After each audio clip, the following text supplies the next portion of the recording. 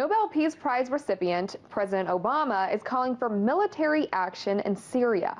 This is the same former senator who spoke out against the war in Iraq.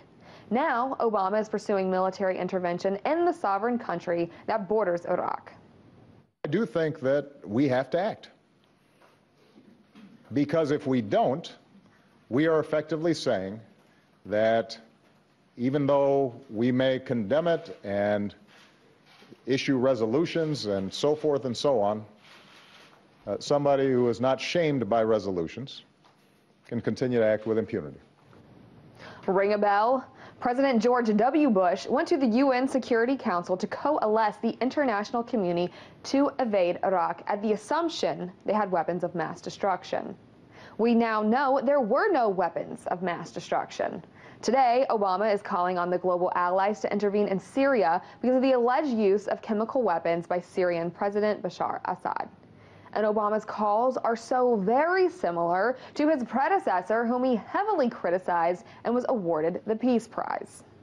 The Iraqi regime possesses biological and chemical weapons. Today, we've released our unclassified assessment detailing with high confidence that the Syrian regime carried out a chemical weapons attack. States like these and their terrorist allies constitute an axis of evil, arming to threaten the peace of the world. This kind of attack threatens our national security interests by violating well-established international norms. Their military approach in the Middle East is in lockstep. And again, we can hear Presidents Obama and Bush using the same tactics to win over the public, using language that would pull on the coldest person's heart to trigger an emotional response and moral obligation to capitulate and to their support of military efforts. This is a regime that has already used poison gas to murder thousands of its own citizens.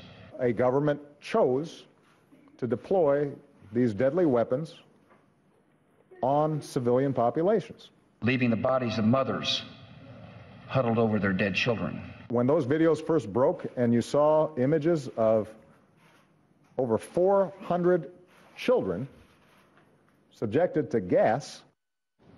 Obama's efforts to gain international support have not been as successful as President Bush, however. Only 9% of Americans surveyed by Reuters think President Obama should intervene in Syria's civil war.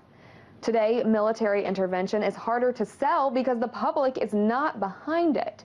And maybe that's because they've heard the same story before. In Washington, I'm Perry Ann Boring, RT.